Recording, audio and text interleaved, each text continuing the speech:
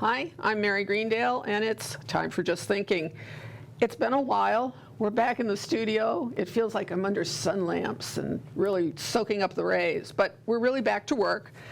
I have Carolyn Dykema, our state representative, with me today, and we're both thrilled to actually see our entire faces. You know, we aren't doing this with a mask and 20 feet apart or whatever that was. Good to be back, Mary. It is good. It's great to be back, and I'm glad you're here for the first episode.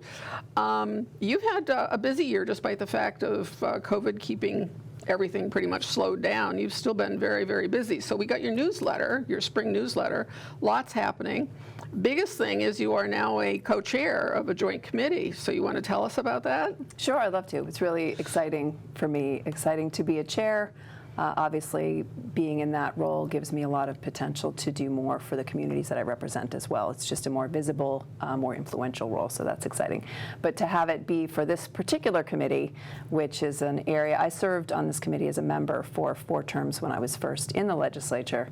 I also know that the content is very important to this district. The committee itself covers environment, which is everything from DCR properties, which is state-owned public lands, to snowmobiling and recreation, to agriculture, to water infrastructure, to coastal and marine issues. So it's a really broad scope of issues, all which are really exciting and very timely because there are a lot of climate impacts, as you can imagine, on all of those things. So that's great. It's almost like you're coming full circle. You know, it is. Coming home. It feels a little bit like that. Yeah. So anyway, I noticed here in your budget overview that there are some particular projects for your district that look really exciting, and obviously I have to zero in on the one that I don't understand. $100,000 for Goodwill Park. What are we doing with Goodwill? So you're talking about the budget. Yes, so I'm talking about the budget, and we don't have a budget. And we're still in the middle. For those at home, watching at home, the budget is a multi-part process. So we voted on our House budget, and so these amendments were ones that I put into the House budget. And one of the requests, the senator and I both get kind of a list of priority projects from the town administrator before we go into the budget process. So there were 2 projects in there. One was new restroom facilities at Goodwill Park. Okay. And then the other was the conversation about the property 9 Green Street, which is going to be potentially converted into parking. So I kind of merged those 2 projects under this umbrella, which is called Goodwill Park Facilities and Parking. So that $100,000 could be used for some combination of both of those projects. So has the Senate even started? The Senate has completed their budget. They did. So these amendments were not included in the Senate budget, but that's not surprising. The senator got her own other amendments. So what we hope for now is through the conference process to negotiate and end up with some combination of my amendments and hers in the final budget. Okay, and July 1st, do you think you're going to make it this year? I do. I think we're right on track, despite doing everything remotely. I mean, all of our voting has, for the most part, been online, and by phone. Yeah. But we are on track for a regular budget cycle.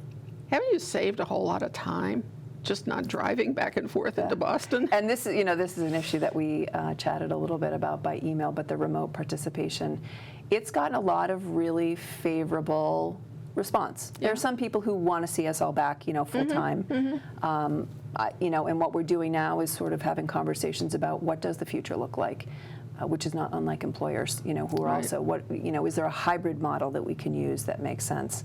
I've been impressed because we actually see more participation at our public hearings, for example, that we've been holding remotely.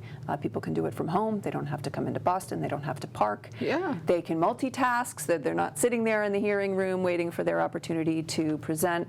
There are a lot of real benefits to maintaining some form of remote participation. So that's been very effective for you. It's also been very effective locally.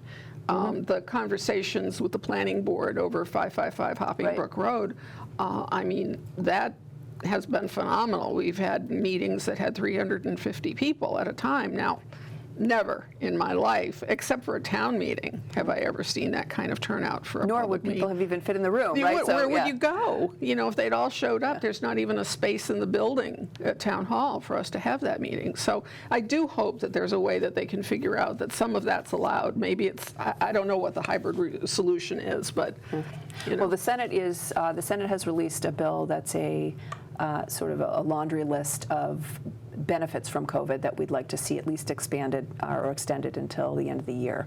So one of those is the remote public piece, which is extended, I believe, until April in the Senate bill, knowing that this still has some process to go through, but things like that supported our local retailers and restaurants, like the outdoor permitting that was allowed, that's being extended, as are the drinks, alcoholic drinks to go, and a number of other helpful provisions.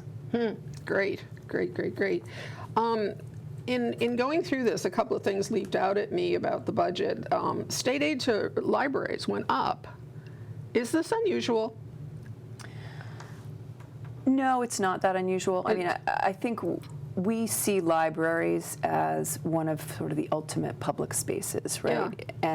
And it's a place for books, I think, which is where we traditionally think of libraries, but increasingly we're seeing the access to technology being very important for people that maybe don't have access at home, whether it be job search or getting news or any of these critical things. So libraries are really multi-purpose, very important. So I'd say libraries are the ultimately bipartisan issue as well. You get broad support for them. So I would say that's not unusual. Okay, good. We consistently advocate for. I know that locally we're always scraping just to meet the expectations and requirements and so forth. So just hope that some of that continues to, that everything continues that way and we continue to Libraries support. got particularly hard hit during the recession. Yeah. So in some ways, I think we're still trying to recoup some of what was lost there. I thought Holliston did a fabulous job. They created such a variety of ways in which you could get access to materials during into COVID, classes during COVID. Yeah, the creativity phenomenal. That's come out of COVID has been remarkable. It really is. They put your parcel downstairs, you have your name on it, you walk in the back door, in and out. I mean, it was just really quite amazing. So, climate adaptation, let's just talk for a second. There must be a ton going on with this, both from a climate protection and also just an energy thing. So what's happening in terms of climate? You've got a lot of stuff, I'm betting, under your ag and environmental. Yeah, so I would say that climate is now becoming part or a lens through which we view everything. And it's surprising how many things it touches. It clearly touches everything within the environmental sphere, but when you think about health, public health, oh right? My gosh, yes. If you think about heat and the public health issues related to heat and how cities, for example, attract a lot of heat if you've got a lot of pavement, which leads to things like green roofs and how are we going to mitigate some of this pavement. So our climate bill that we passed at the beginning of the year, which is setting targets for greenhouse gas reduction community-wide, sector-wide, is going to play a huge part of that. But we put a lot of money in the House budget into DCR, which is one way that that's reflected. Because conservation resources. Oh, sorry, conservation and recreation. Recreation. Right. So is our outdoor spaces. So if you think about health impacts of trees, right, and just being outdoors and to give people recreation, that is a climate sink as well, to have the climate absorbed by the trees. It's also water resources, right? It allows more infiltration the more open space you have. So all of these things, and that's one of the conversations that I think communities are going to start to see more of. I had a conversation with some of the advocates yesterday about how can we help cities and towns when they do a project, for example, whether it be a roadway project or anything that needs to be done, how can we help them understand ways and give them resources to do that in a way that also acknowledges some of these other things at the same time? And how can we structure grant programs that can overlay some of these other programs to enhance our adaptability and resilience through everything we do? So that is very much an active topic of conversation and how we can do that. When you talk about having communities have that conversation, are you talking about officials or both officials and community, the people? I think everyone. I do too. Right? I mean, too. So for example, if you're putting in a parking lot, yep. Are you de facto putting in an EV charging station or more? Yeah. Or are you putting in a solar canopy? Yeah. So all of these, our towns, they've got a lot of decisions to make. Yeah. Project planning is really time consuming, and adding these layers make it more so. Yep. But how can we as a state kind of support communities as they do that important work? impermeable surfaces as well. When you're talking about parking lots, I don't know whether or not that would have any application in terms of Goodwill Park, but I mean, it's one of the things I've wondered about. And drainage, right? Yeah. And how do you do appropriate drainage given water recharge and water supply and all those things? Yeah. We're doing the long-range planning. It went through town meeting, I think, as you understand. There's now a committee that will be established. Travis has set up contacted everybody about sending their designee or their chairman or whatever, chairperson. And so they will be meeting, but I think it would be really advantageous to try to fold all of this into that conversation in some way. So it may be that at some point along the way, we'll see about having you come and talk to the membership and just sort of explain the reality of some of this stuff. Because if you don't hear about it in toto, sometimes it's hard to understand how it all fits together. How the devil do I have to worry about that parking lot being anything to do with, climate conditions or energy use or any of that stuff? Somebody's got to knit it together. So I think that would be really, really helpful. So is there anything that we need to talk about COVID I'm kind of putting COVID in the rear view mirror, kind of hoping that we don't have to deal with it. Is there anything you folks are dealing with as the aftermath and fallout of all of this that we should be aware of? Yes, is the simple answer. One of the most major things is we're going to have to address the federal money that we're going to be getting as a result of COVID. So we have a big stimulus bill that was passed by Congress a number of months ago. We are going to be getting some significant money. I think the $5.7 billion in funding is going to come to the state. There's a bit of a conversation now about who's going to direct that funding, whether it's going to be the governor or the legislature. I suspect we will end up winning that one.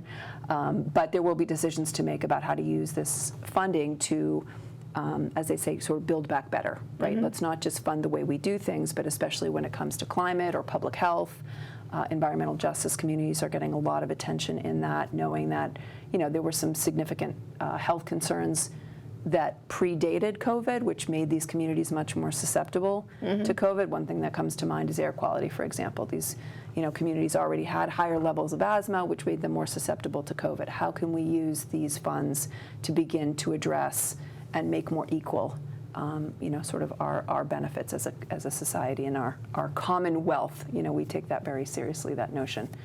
When you talk about those areas, and particularly the urban areas where you do have health issues and air quality issues and so forth, we can go back to the previous conversation about what you do with surfaces and where you put solar and all of that. Are there ways to retrofit to be able to go back and kind of undo the damage that we have done? Yes, we have rooftop gardens, but somehow it just doesn't seem like enough. When you think about some of those neighborhoods that are just, a little too much built and not enough natural. And is that any part of the conversation, I guess? I mean, air quality goes to the trees. Air quality goes to all of the living vegetation that we all take for granted out here. I mean, let's face it, we're usually trying to weed whack it back, go away. Whereas in the cities, I mean, you got nothing. Yeah, there's a lot of ways that we're working to address that question, one of which is something we had talked about before we started taping today, which is this notion of protecting open spaces in the city. So open spaces, agricultural spaces are much smaller in the city. There's much less greenery. How do we protect that? Using things such as potentially tax, reduction in property tax for protected properties, things like that. One of the things I've personally been working on is solar. How can we get more solar in our urban areas? Because what's happening is all the solar is being put out in these large, a lot of the solar. The pressure is to create these large commercial solar farms, which have been somewhat controversial out our way. But a lot of the power is needed in the more urban areas. So how can we put more solar in urban areas? And it's been interesting. You think about rooftops, right? You've got a lot of rooftops in urban areas, which would seem to be natural fits for solar. But there are a lot of reasons why that isn't working as well as it should be. So how can we make that work better? And I actually have a solar bill that is being drafted at the moment, but is going to start to look at that and how we can be more thoughtful and intentional about getting more solar in the cities. So all of that is going to be a focused conversation in the near future, and how we align available funding to make sure that happen. All falls under kind of the equity header. So from my perspective, there are three lenses through which state government is really looking at everything right now. One is the justice equity lens. One is the COVID public health lens, and then the third is the climate lens. So regardless of the issue or the silo, you can be pretty sure that all of these I want you to issues are gonna repeat be that considered. because I want to also take that back to the long-range planning committee. So you've got the justice and equity. And then go ahead. COVID/public health. Public health, okay. And within that would be, economic recovery and economic support. And then the third is climate. Climate and resiliency. I think the degree to which those of us in communities that are having conversations, the degree to which we can mirror or echo what you're talking about in Boston, the better chance we have of hearing it enough times that you finally, it starts to click, that people start to think about it. So I think that's a good message to take to the long-range planning committee. It actually sounds like something that they suggest in long-range planning is that there are certain themes that have to carry throughout. One of them is the equity. There's 6 of them actually, and I wouldn't be able to recite all of them, but the equity is definitely one of them. And how any kind of project that you're doing has to be able to go through all of those doorways in order to be the public project that it should be. And public health is one that I think we take for granted out here. Just, of course, everything's perfect because it is. But, when you start to peel back the layers, it's not. It's not. There are lots of ways in which I think we abuse the environment out here, in terms of noise pollution, in terms of the way we use the vacuum blower kinds of things that just take off that top layer of topsoil and stuff like that I just cringe. Every time I see somebody just casting this dust up in the air, it's like, oh my God, don't do that. But anyway, okay, so you've also had some exciting visits. You've been a little bit touring around. So you went to this veterinary center out in, where is that, in Grafton? Comment center. It's in Grafton, but actually a lot of the property is in Westboro, which I also represent. So it was sort of a twofer for me. Yeah, so you got there, and then yesterday you were off chasing eagles. So I think that, or it was recently, maybe not yesterday, but at any rate. It was Monday. Yeah, Monday, I got to hold a baby bald eagle as part of the effort or sort of education around what our Department of Fish and Game does, which is our state agency that oversees wildlife management. And the story was pretty remarkable. We were talking about it before, back in the early 80s, there were no bald eagles in Massachusetts at all. And now with some very intentional efforts and limits on pesticides and things like that, there are now 70 mating pairs of bald eagles in Massachusetts. And you got to see a pair. And I got to not only see one, but hold a baby, which is a once in a lifetime. I will never get that opportunity again, but it was pretty special. So when we think baby, we're thinking, oh, this cute little chicklet. What have we got? Yeah, it was probably this big. And how old? And the claws on this were substantial. It was 7 weeks old. 7 weeks old, yeah. And Mama and Daddy are much bigger. Enormous. Enormous. Yeah. Pretty special creatures. And it was just nice to see that Massachusetts is so intentional about wildlife management. Well, as I said to you, I remember when there was a huge, in the 60s, early 60s, when Quabbin Reservoir and so forth was visible. The towns, Dana and Enfield, and there were 2 other towns that were underneath there, were visible. That was around the same time that I can remember, or maybe a little bit before that, when the crop dusters would go by with the DDT spraying out the back window. Yep. And in my backyard, we abutted a farm, and the plane would just swoop right down. I can remember walking into a room and looking right out the window and just seeing this cloud of DDT just floating right by. Yep. So that was all in my lifetime. So to hear that, we hit rock bottom, we had no eagles, and yay God, we managed to find a way back. I say, go Massachusetts. Well, on a related matter, I know I've been working on the bees and the pesticides that are impacting bees for a very long time. So I'm really pleased that finally we were able to get the Department of Agricultural Resources to adopt regulations that would limit the use of those pesticides to only those who are trained to appropriately use them and use them sparingly. So that was a big one that took close to 8 years to get that done. Time. but a victory worth celebrating. And Department of Ag Resources has actually been great. They just invited me. They were over at Western Nurseries in Hopkinton to announce a new program where they're working with the Department of Conservation and Recreation, Department of Agriculture, and our local business community, including Weston Nurseries, to create these little natural habitat pollinator garden kind of planter kits that you can buy if you go to your local nursery. So I love that. Yeah. They're all in on the pollinators. And in fact, there's even solar policy now that encourages the use of pollinator-friendly ground cover underneath some of these big solar Good idea. installations. Exactly. That was in my original bill, so they picked that up and did that unilaterally. That's a great idea. Such a simple thing. See, that's the kind of thing that just, most of it, I won't say most of it, some of it is simple. We don't have to make it quite as complicated, but that's a great idea, even if you just let your dandelions grow underneath there, Yeah. And I want to give credit to Secretary Thea Harides, who's the Environment Secretary in the administration. She has been terrific. Really? Just really environmentally oriented and a great partner. So That's great. That's wonderful. That's really wonderful. So, again, I'm so happy your newsletter came out just in time for this, because I didn't have to do any research or thinking. This was just perfect. We'll have to schedule that for next time, Mary, to make sure that the timing works again. But at any rate, you're doing virtual office hours. And how does that work? I understand the concept of how it works, but is it successful? So I feel like I basically do virtual office hours all the time because we're all on Zoom all the time, right? So it's essentially the same thing. But I did one other kind of two other formal virtual office hours before, and I've had pretty good response. I mean, the time has been full. We still have some slots for this one, but it's been good. I have found that generally people have been very actively reaching out throughout COVID. There's been a lot of need, obviously a lot of unemployment need.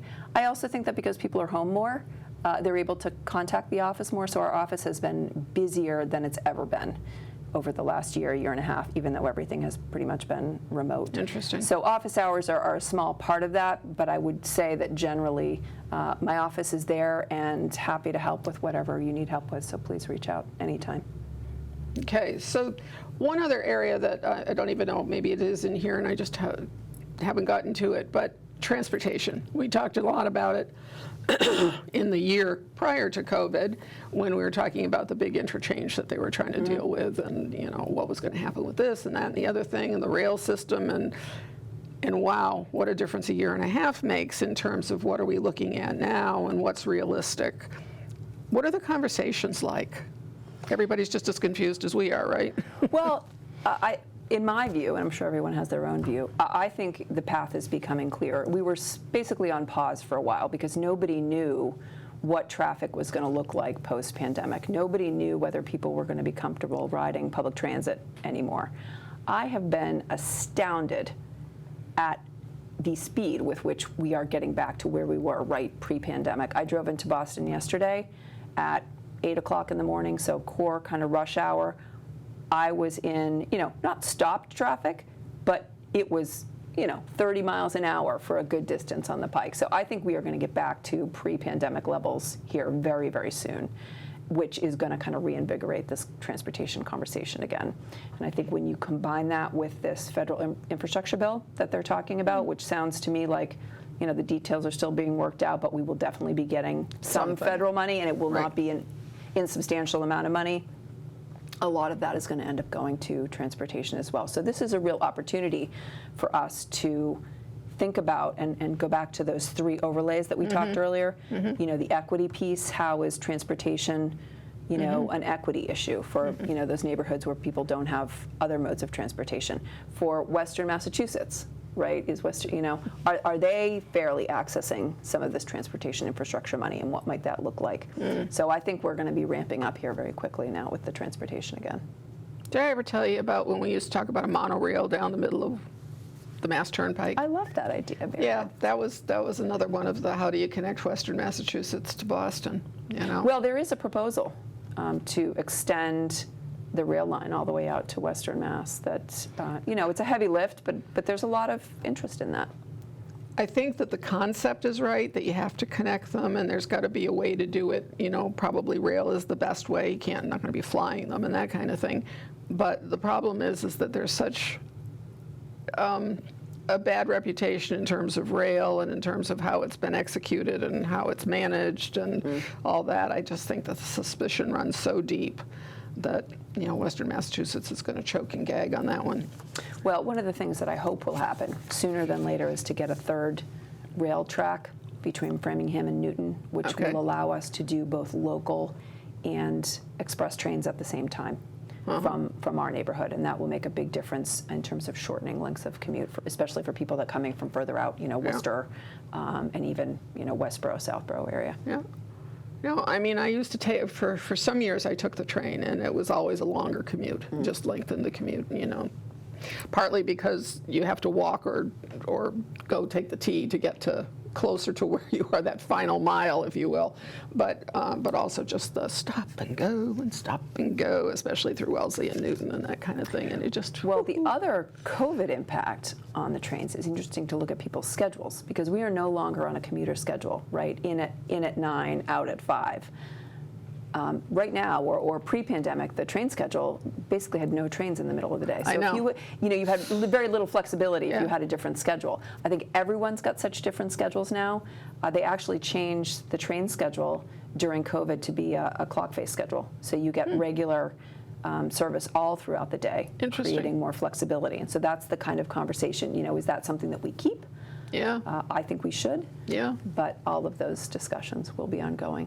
That is really something. You stop to think about it. Is I suppose that's one way to break the traffic jams in the morning, is just have fewer people going in at that concentrated time and coming out. Well, and can we work with our employer population, especially large employers, to, you know, offset hours or provide more incentive for public transit or something like that. So there's a lot of opportunity right now, which people really want to make sure we make the most of before it passes. I know, and some other crisis comes along, you know, before we finish with this one, some other crisis comes along.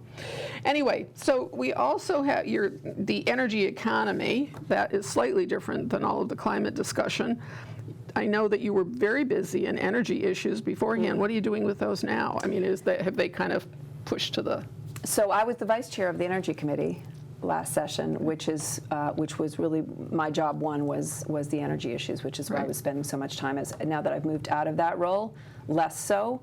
But it's something that I still kind of want to keep my hand in. And I think what you're referring to is I filed a bill that would support the Clean Energy Center in Massachusetts. And for those who may not know what the Clean Energy Center is, it's a quasi-public agency that takes, we fund it, and it has other sources of funding as well. And it really is an incubator for a lot of the innovation around energy in particular.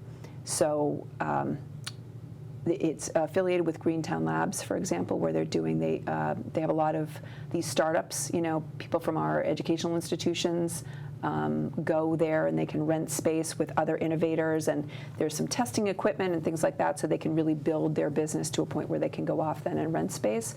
So that's all supported by Mass CEC. I see a really growing role for Mass CEC because now that we've got our climate bill with these very aggressive climate goals that we're going to have in every sector of the economy, transportation, housing, you know, commercial sector, all of that, Mass CEC is where it comes together. They have relationships with everyone. They have relationships with a lot of these programs like Green Communities Program and the MVP program, working with municipalities. They work with the business community. They work with the energy community. They were directly responsible for taking, there were several multi-decker, multifamily homes in Boston, I don't know whether it was West Roxbury maybe, or somewhere in there, and they made them completely energy efficient, you know, using all of the most modern, innovative technology. So they really are the engine that drives this innovation and gets it out into the community. So they are very underfunded for the scope of their work. So what my bill would do is create a new municipal program so that they had a pot of money to work specifically with municipalities, doing many of the things that we had talked about earlier, and then also to fund them with a dedicated revenue stream. And the idea that I put on the table, which of course will be discussed throughout the legislative process, is to add an additional incremental fee on our electric rates and a surcharge on natural gas rates, which there's no surcharge right now. The magnitude of this surcharge, I think the estimate was like $2 a month for the average homeowner, fairly small amount of money, but would give a sustainable, consistent revenue source to Mass Clean Energy Center. And that's what it would take, for sure. So when you talk about the climate bill, it occurs to me that when you set goals and standards that organizations have to meet, what do you do with municipalities? Are there measures that go by municipality, or are the measures all divided by business versus agriculture versus, something else? How are those? So the way that the legislation is structured is that it's by sector. Okay. So there would be a goal or a target for the transportation sector, for example. The regulatory process now, which is the administration, is going to take those targets and then kind of connect the dots and say, okay, this is where we have to be for transportation. How are we going to have to implement that? How are we going to get there in the years that we have? So all the questions that you're asking are going to come out of this regulatory process that's going to be happening in the coming year plus. It would almost seem as if, at least at some level, there has to be a municipal involvement. It's certainly municipal for its own generation, that is what it generates for demand on the electric system, on the utility system, on the whatever system. Okay, so municipalities as a sector, they must exist as a sector, I quote assume, because they are users as a public. Well, I think they may. I don't know the specific, it's just a question. But the power generation is a sector. So whether power generation for both municipalities and Right. others would have targets as well. Interesting. That is going to be interesting to see, because I think until, this is where I'm really going, is that until some of these standards hit us in our own backyards and we can actually relate to them as something that we're tracking for ourselves. How's Holliston doing with fill in the blank? Until we get to that point, this is all happening in Beacon Hill. It just really doesn't, it's irrelevant to me. It's just, I'm not going to see it, I'm not going to feel, unless I'm taking personal interest in it. But once it gets to Holliston, once it gets to our cities and towns, and there's some way that you can link a measure or an obligation here, and I would suggest, with all due respect, the sooner that happens, the faster things will change. Yeah, I completely agree. And local government, that municipalities is where the rubber hits the road at the end of the day. It is. And what's been interesting to see is some communities, including Westboro, have done their own greenhouse gas inventory, which actually shows for your community, where are your greenhouse gas emissions coming from? Oh. Are they coming from transportation? Are they coming from commercial development? And that then allows the communities to apply for grants, for example, to address the sources of emissions in their own communities. Whereas out there in Westboro, they've got so much asphalt, and they've got so many businesses with cars and cars. They've got Route 9 and they've got it all. So I can understand them needing to do that. Not that we don't, but it's an interesting concept, the idea of taking your own measure, or getting it done. So before we run out of time, I just wanted to get into this.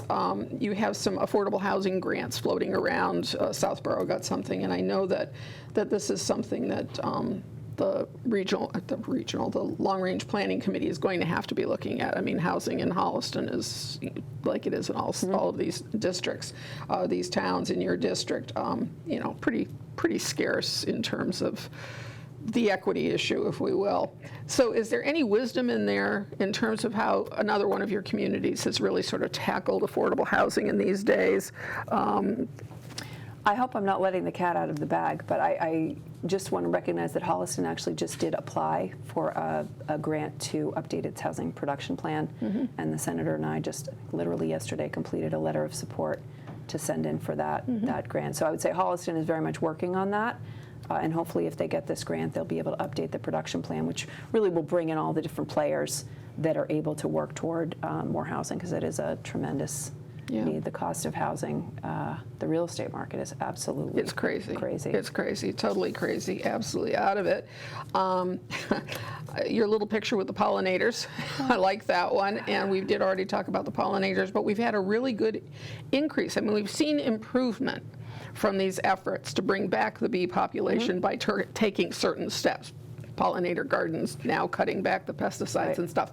So when you see improvement, that encourages us to do more. Yep. You know, and let's face it, this one, the pollinators, was a local issue. I mean, that one became a local passion here because we have a lot of beekeepers in town and that kind of thing. Well, I told you that's where I got the idea, right? Initially, it came from grassroots Holliston. So, so I mean, absolutely. it's really. I want to keep a track of the time because I know you have a constitutional convention today, don't you? I do. Yep. Isn't that just amazing? Isn't that I always thought that was such a thrilling thought. And I don't have to brave traffic to get in there and go to it, so I can. Are you seriously doing it remotely? Remotely, yeah. Is this a first, or did you have? No, we've had. No, we had to do it before. Well, anyway, boy, that's interesting. Okay, let's just touch on mental health because I really do think that in talking with the schools and listening to parents a lot and that kind of thing, you know, there seems to be this divide of parents who are just panicked about children's academic deficits from the COVID experience, and others who are more worried more worried about the mental health aspects. And so sitting where I sit and hearing and talking to a lot of different people, I see sort of a schism. I'm seeing it, you know, I'm sensing that we've got this like rub where academics are more important. No, mental health is more important. It's that kind of thing. What's happening out there in the real world beyond the boundaries of Holliston? Is this something that's sort of a tug of war right now over the resources, how we're going to spend them, where we're going to put them? Well, first, I guess I'll say, you know, we are shortchanging our kids if we can't do both. You know, we should be able to educate our kids in a way that is protective and supportive of their mental health. One is no good without the other. You know, we did increase the Student Opportunity Act, which was a topic of debate for a long time in the legislature about the need for more funding for our schools. That this is the first budget, once it's approved, that will fund the increases for the Student Opportunity Act. So this is 1/6 of that increased funding is in this budget. Will provide more money for schools, for academics, as well as mental health. And I think there is an increasing understanding that our schools play a very key role in mental health as well, and how are we going to provide additional resources for schools to recognize that particular aspect of things. But COVID in particular, you know, that's sort of long term. We are going to have some real ground that we're going to need to make up post-COVID with everyone. I think everyone's mental health, you know, it's not good for people to be cooped up in their homes for a year plus. Some people do better than others. I think we all have to be kind to each other, maybe a little kinder than we have been in the past. But there will be programs, and I think there's going to be more conversation about the federal money and how we're going to use that to be able to support, better support, you know, state-granted, you know, programs like that, and also to support our youth and family services, for example, which are really, all of them have been on the front lines of our communities, providing a lot of these key services. And then, you know, one of the things that I keep hearing about is the lack of providers. So if you have a child that needs counseling and needs therapy, there aren't enough providers to go around, and often the ones that are available are cash only. They don't take a lot of the insurance. So that is certainly not an easy fix, but something that we really have to pay attention to over the longer term. But the good notice is that we're going to be extending the telehealth. And I know I've heard that access to counseling and therapy over, you know, telehealth has been a huge boon for a lot of people. And allows, you know, more people to be seen in a shorter amount of time.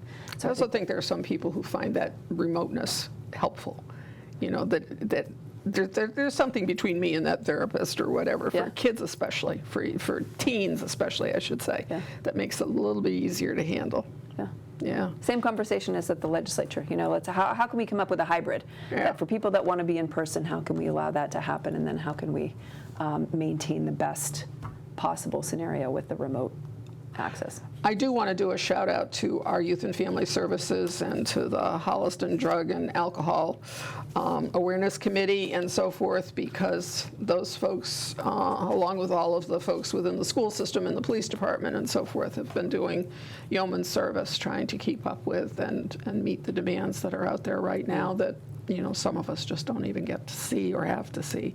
But they're real, and they will have implications for the community at large, so we better figure it out. More significant, I think, and more, there are more volumes of that need that Youth and Family Services has been dealing throughout this pandemic, kind of going over and above Yeah, what they might otherwise. they're one place that I certainly hope that the town invests in additional staffing, because I can't imagine that they're going to not implode at some point. They themselves are going to be off on mental health issues, you know, so it's just too much. All right, so is there anything that we didn't touch on that you wanted to get out there? Nothing I can think of right now, Mary, but I'm sure there will be plenty of things to talk about at our next opportunity. We'll do this soon. again in the next quarter, and good luck with the Constitutional Convention today. I think that's an exciting prospect. I don't know. Anyway, all right, folks, that's it for today. Representative Dykema is always of fun for me, because I love to catch up on what's going on up there in Beacon Hill without having to drive in myself.